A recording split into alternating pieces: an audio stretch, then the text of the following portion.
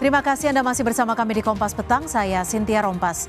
Saudara Sekretaris Tim Kampanye Nasional Prabowo Gibran, Nusron Wahid mengaku akan ada rekonsiliasi baru setelah putusan MK yang menolak seluruh gugatan Pilpres 2024. Nusron Wahid menyebut akan ada sejumlah partai pengusung Anies Mohaimin dan Ganjar Mahfud yang akan bergabung ke koalisi pemerintahan Prabowo Gibran. Nusron menyebut dinamika politik akan terlihat usai putusan MK dan penetapan Prabowo Gibran sebagai presiden dan wakil presiden terpilih oleh KPU.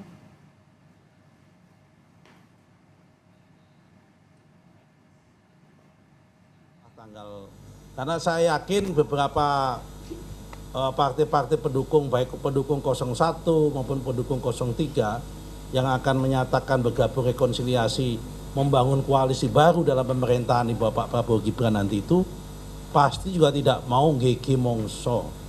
Kalau orang Jawa itu gege mongso itu mendahului. Sudah putus MK, maka satu langkah lagi keputusan KPU.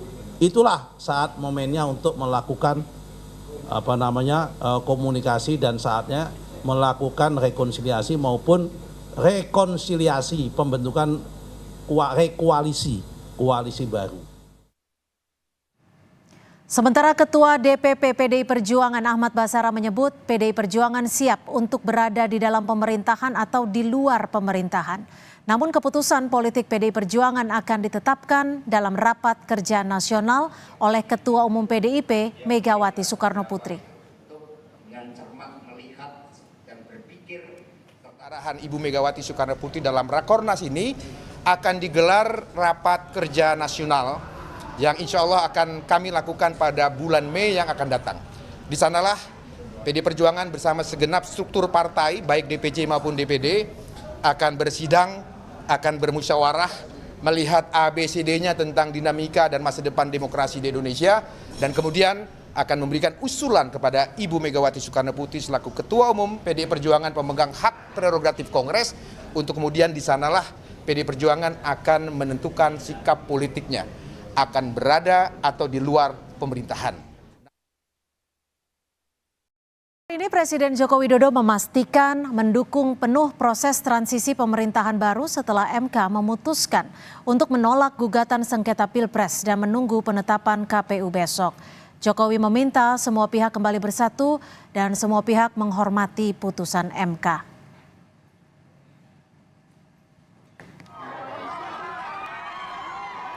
Satu, bekerja membangun negara kita, dan pemerintah mendukung proses transisi dari pemerintahan sekarang ke nanti pemerintahan baru. Akan kita siapkan karena sudah sekarang MK sudah, tinggal nanti penetapan oleh KPU besok. Ya, saya rasa itu. Tim Kampanye Nasional memprediksi usai penetapan Prabowo Gibran sebagai presiden dan wakil presiden terpilih oleh KPU, akan ada parpol pengusung Anies dan Ganjar yang akan bergabung. Sementara saudara, sebelumnya putusan MK digelar, Prabowo Subianto juga telah berkomunikasi dengan sejumlah ketua umum partai politik di luar partai pengusungnya.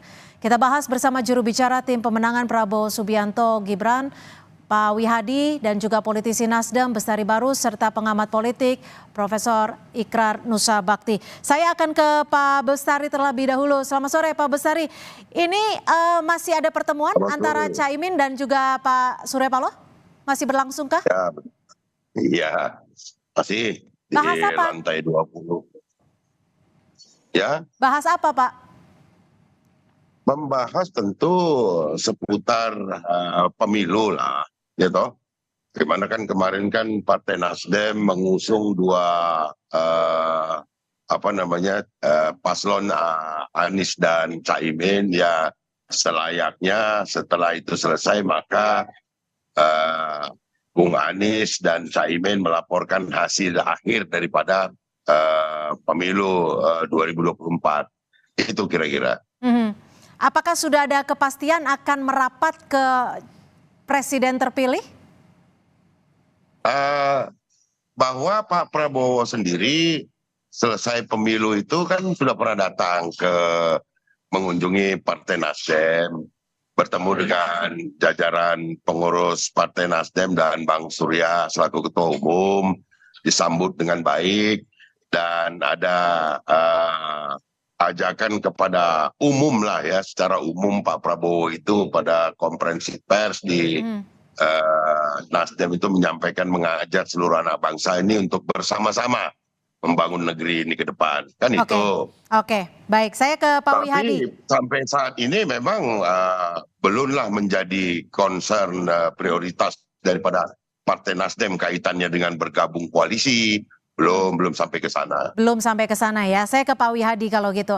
Pak Wihadi mengajak seluruh anak bangsa. Ini kan yang memang selalu diucapkan oleh Pak Prabowo. Sampai sore hari ini sudah siapa saja yang baru merapat? Ya masih seperti yang dulu sebelum keputusan MK. Ini kan keputusan MK barusan kemarin. Ya. Nah, tentunya kan tetap bahwa Pak Prabowo yang disampaikan pada saat pidato kemenangan waktu PIKON adalah mengajak seluruh elemen bangsa ini membangun. Karena Pak Prabowo sadar bahwa untuk membangun bangsa ini tidak bisa sendirian. Pasti membutuhkan semua anak bangsa ikut terlibat. Nah, ini kan baru keputusan MK, ya nanti kita tunggu siapa saja yang nanti menjalin komunikasi kembali, dan untuk menentukan langkah berikutnya, ya kita bersama-sama sekarang ini pemilihan presiden sudah selesai, dan kini waktunya kita untuk bersama-sama kita menatap. Tapi sinyal-sinyalnya ada tidak Pak Wihadi? Dari sepanjang kemarin sore atau malam sampai sore hari ini? Ya, sinyal itu sudah tentunya bukan hanya sekarang saja, sebelum MK pun kan Pak Prabowo juga sudah mengunjungi Pak Surya Paloh seperti yang disampaikan oleh Pak Bastari tadi, dan komunikasi sudah demikian akrab. Ya, saya kira ini sudah suatu pertanda bahwa memang dibutuhkan juga ya, bagaimana kebersamaan dan penyatuan daripada visi kita untuk sama-sama bagaimana membangun bangsa ini ke depan. Jadi ini tinggal nanti selangkah kembali, tentunya karena kami sadar bahwa partai-partai politik ini sendiri pun tentunya dalam memberikan suatu keputusan pasti melalui tahapan-tahapan Rakernas ataupun mungkin juga Rapimnas. Nah, ini tentunya semuanya memang kita masih ada waktu, dan komunikasi tentunya masih bisa dijalin untuk menyamakan visi misi kita semuanya untuk bagaimana membangun bangsa ke depan ini.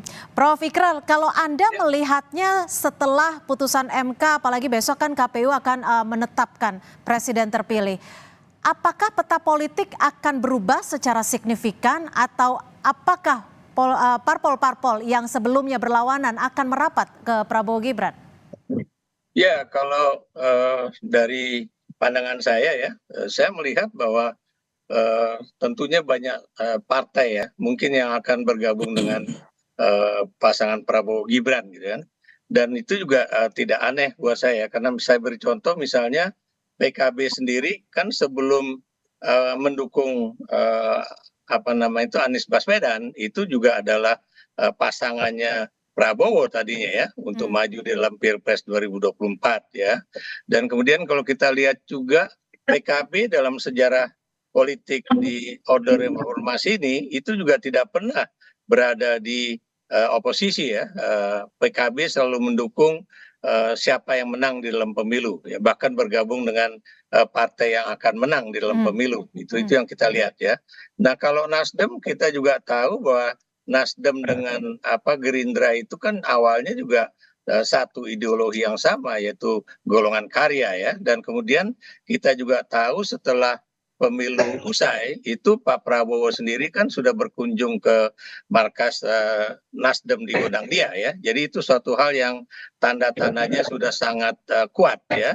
Walaupun kita juga belum tahu apakah kemudian PKS ya, yang juga kayaknya memberikan sinyal-sinyal ingin bergabung ya, dan kemudian apakah ini juga akan bergabung, karena bagaimanapun di situ juga ada orang-orang yang dulu menjadi bagian dari PKS ya, yang sekarang masuk dalam Partai Gelora yang tidak masuk ke dalam parlemen dalam pemilu legislatif tahun 2024 ini ya. Kalau PDIP kita juga belum tahu apakah PDIP akan melanjutkan apa namanya itu posisi politiknya, bahwa kalau dia kalah di dalam pemilu presiden, dia akan tidak masuk ke dalam kabinet yang dibentuk tersebut ya. Jadi akan melanjutkan posisi PDIP sebagai partai yang akan Oke, menjadi tapi gini Prof. Ikrar, penyeimbang itu.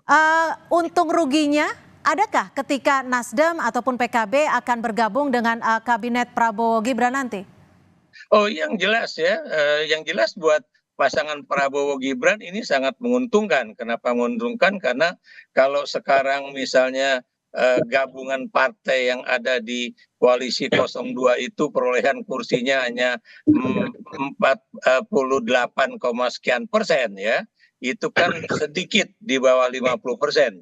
Kalau misalnya Nasdem dan PKB masuk saja, itu sudah lumayan karena itu sudah berada di atas 50% ya. Dan buat Nasdem dengan PKB sendiri, ini juga akan mendapatkan keuntungan posisi ya, posisi politik sebagai partai yang kemudian mendapatkan kursi di kabinet kan begitu. Tapi kalau buat PDIP, saya pikir bahwa PDIP tidak merasa takut ya untuk berada di luar pemerintahan, karena itu sudah pernah dilakukan bahkan bersama Gerindra pada era Susilo Bambang Yudhoyono begitu.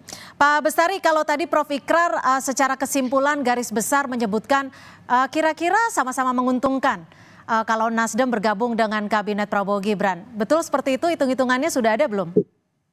Nah, saya kira begini, bahwa kita tidak selalu berpartai ini, bernegara ini menghitung untung dan rugi. Indonesia bangsa yang besar, yang kemudian mempunyai peran penting di dunia, ya perlu kita jaga bahwa harus bersama-sama mengelola bangsa ini ya. Namun Nasdem bukan pada posisi kemudian menerapkan syarat-syarat apabila kita ingin diajak bergabung dan sebagainya. Kita sudah terbiasa dengan tanpa mahar, tanpa syarat. Kalau hitung-hitungannya hanya sekedar untuk dikasih menteri, bukan itu concernnya Nasdem. Tapi lebih kepada bagaimana kemudian keberadaan satu pemerintahan itu membawa kebaikan bagi seluruh anak bangsa. Saya kira itu.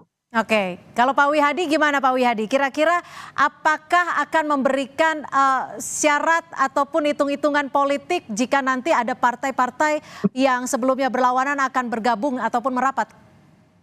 Ya, kembali lagi pada apa yang disampaikan, ini adalah merupakan ajakan ini dalam hal kemarin sudah ada mungkin suatu kompetisi pilpres yang kemudian perlu adanya suatu rekonsiliasi yang ini juga kita lihat bahwa tahun 2019 bagaimana Pak Prabowo juga bersama-sama dengan Pak Jokowi melakukan rekonsiliasi, dan ini adalah memang suatu hal rekonsiliasi ini dibutuhkan untuk bagaimana kita melihat satu pembangunan yang lebih baik dan ketertiban negara atau kestabilitasan daripada negara ini akan lebih bisa dirasakan oleh rakyat banyak kalau misalnya ada satu rekonsiliasi yang bersama-sama, tidak ada satu polarisasi. Nah, disinilah memang hal-hal yang memang sama-sama adalah merupakan suatu pemikiran daripada kebesaran daripada semua partai-partai politik bahwa Indonesia ini butuh suatu ketertiban, ketenangan dalam melakukan pembangunan untuk bernegara. Nah, inilah apa yang dinamakan suatu setelah selesainya Pilpres ini bersama-sama. Nah, semuanya kalau kita bicara untung rugi, semuanya adalah untuk rakyat Indonesia. Jadi ini bukan untuk siapa yang untung, siapa yang rugi, tetapi dengan adanya kebersamaan kita semua, rakyat Indonesia lah yang diuntungkan. Karena bagaimanapun juga pembangunan ini adalah untuk rakyat Indonesia, sehingga kita bersama-sama bagaimana dengan kalau kita tenang, semuanya kita bersama-sama mempunyai pemikiran sama untuk membangun negara ini. Prof. Ikrar, jika rekonsiliasi lebih besar dinilai Pak Wihadi akan menguntungkan rakyat, benar seperti itu? Bukankah dalam bicara soal kemajuan bangsa juga diperlukan pengawasan yang secara teratur dan berjenjang? Iya, yang namanya untuk kepentingan rakyat dan bangsa Indonesia itu tidak harus kemudian semua yang berkompetisi di dalam politik ya, khususnya untuk jabatan presiden wakil presiden, kemudian tumplek-plek masuk ke dalam pemerintahan. Itu namanya bukan persoalan demokrasi, itu bukan persoalan gotong royong politik ya. Demokrasi itu membutuhkan adanya kelompok-kelompok partai ya yang tidak dalam posisi yang selalu berseberangan dengan pemerintahan, bisa saja ini tidak duduk di dalam pemerintahan tapi juga memberikan misalnya kritikan dan juga tinjauan mengenai jalan mana yang harus ditempuh, karena tanpa adanya kelompok yang berada di luar pemerintahan itu tentunya yang namanya jalannya pemerintahan juga akan boleh dikatakan salah begitu. Saya beri contoh misalnya ya, apa yang dikatakan juga oleh politisi-politisi muda Golkar ya, mengatakan bagaimana pemerintahan Jokowi Ma'ruf Amin ini ya, khususnya di parlemen ya, ketika hampir semua partai politik besar itu ada di dalam koalisi Jokowi Ma'ruf Amin, itu proses perundang-undangan itu boleh dikatakan berjalan secara tidak natural sebagaimana mestinya ya. Misalnya teman-teman di Golkar juga menyatakan bagaimana undang-undang mengenai Omnibus Law, undang-undang mengenai IKN, atau undang-undang lain yang tentunya tidak seluruhnya menyenangkan atau mementingkan rakyat banyak ya, termasuk juga orang-orang yang ada di apa namanya itu di level bawah begitu. Prof. Ikrar, kan kalau kita lihat ke belakang kemarin ini Prabowo ingin sekali bertemu dengan Bu Mega. Apakah sosok Presiden Jokowi ini menjadi apa ya, bisa dibilang penghalang untuk keduanya bersatu, Prabowo dan Mega dalam kabinet baru?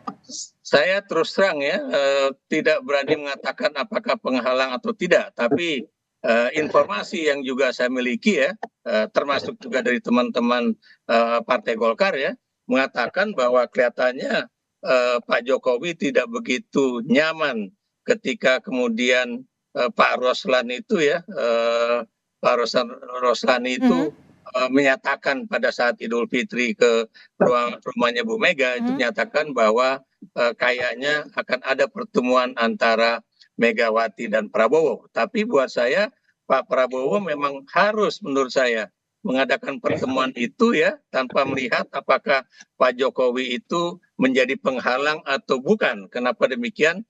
Karena beliau juga harus menunjukkan bahwa beliaulah yang akan menjadi pemimpin bangsa kita ya dalam 5 tahun ke depan. Dan karena itu sejak saat ini beliau harus sudah menunjukkan bahwa ini tergantung kepada saya, bukan kepada Jokowi lagi ya.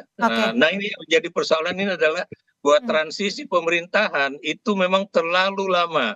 Kita masih mengikuti tradisi lama di mana waktu itu pemilu presiden dan legislatif itu dipisah.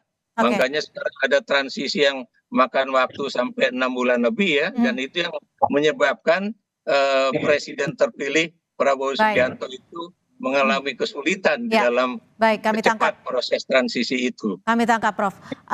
Pak Wihadi, sinyal ataupun komunikasi dengan PDIP sejauh ini seperti apa? Apakah sudah ada sinyal lanjutan setelah Lebaran kemarin? Ya tetap saja bahwa memang tetap ada komunikasi di tingkat pelaksana, di tingkat ketua harian. Dan juga kita melihat bahwa beberapa kali juga komunikasi antara Gerindra dengan PDI Perjuangan itu tetap terjalin, dan hanya menunggu waktunya saja kapan ada pertemuan antara Pak Prabowo dengan Ibu Megawati. Itu kan selalu yang disampaikan dalam berbagai kesempatan. Dan Ibu Puan sendiri kan juga sudah sempat juga menyatakan hal tersebut. Jadi saya kira ini adalah menunggu waktunya saja, karena kan semuanya kemarin kan masih menunggu hasil MK. Nah ini kan hasil MK juga baru kemarin, dan mungkin besok baru KPU secara resmi akan mengumumkan hasil daripada Pilpres yang sudah terjadi di 2024 ini. Jadi ini adalah rangkaian yang memang perlu ada kesabaran dan komunikasi tetap terjalin untuk semuanya, di mana semuanya ini adalah kebaikan bangsa dan negara ini. Dan setelah Pilpres yang mana banyak permasalahan-permasalahan, banyak juga yang mungkin perlu diselesaikan setelah Pilpres. Terakhir ke Pak Bestari, kapan kira-kira kepastiannya Partai Nasdem ini akan menentukan apakah akan bergabung dalam kabinet atau menjadi oposisi? Ya tentu kita menunggulah. Artinya begini, Tadi sudah saya sampaikan itu bukan menjadi prioritas. Hari ini kita masih mengawal para kader kita yang sedang ada harus diperjuangkan di tingkat Mahkamah Konstitusi, yang sedang bersengketa dengan kawan-kawan dari partai politik lain. Itu yang mesti menjadi concern kita. Dan ini kan masih lama, tunggu dulu pelantikan, baru kemudian menyusun kabinet. Masih panjang waktu untuk itu. Yang terpenting adalah bahwa ajakan Pak Prabowo untuk bersama-sama untuk berjuang untuk Indonesia yang lebih baik, itu kita sambut sangat baik dan positif. Saya kira itu. Oke, hitung-hitungannya apa untuk bergabung atau tidak bergabung? Saya kira ini yang perlu kita dalami terlebih dahulu. Kita lihat apakah platform perjuangan Pak Prabowo dan Pak Gibran itu akan ada titik temunya dengan apa yang menjadi kita punya moto perjuangan gerakan perubahan atau yang lainnya gitu ya. Itu nanti kita satukan semua, barulah kemudian kita akan memutuskan. Itu pun kalau ada ajakan, kalau tidak ya bagaimana, kan begitu. Jadi masih gitu nunggu loh. ya? Nah, nggak mungkin itu ada di kita gitu. Tentu ada Tapi di sinyalnya kan sebelah kuat sana. sekali kalau Pak Surya Paloh tadi semalam berbicara. Begini, bahwa kemudian kita merespon sangat baik ajakan Pak Prabowo sebagai sesama anak bangsa untuk negara bangsa ini jauh lebih baik lagi, Oke. itu fine saja. Itu saya kira itu normatif ya. Tapi siap juga kalau jadi untuk oposisi. kemudian bergabung dalam koalisi perlulah pendalaman, kan begitu. Bergabung itu ataupun mendukung itu kan tidak mesti kemudian kami harus dapat sekian menteri nih, enggak begitu kalau Nasdem. Oke. Kita itu udah terbiasa tanpa mahar, tanpa syarat. Saya kira itu. Tapi siap juga kalau jadi oposisi ya, Pak Besari ya? Ini adalah dua pilihan yang baik. Dua-duanya Oke. baik bagi bangsa ini. Baik, terima kasih Pak Besari Barus, politisi Nasdem, dan juga Pak Wihadi, terima kasih. Dan Prof. Ikrar Bakti sudah bergabung bersama kami di Kompas Petang. Terima kasih, selamat sore. Yuk, selamat sore.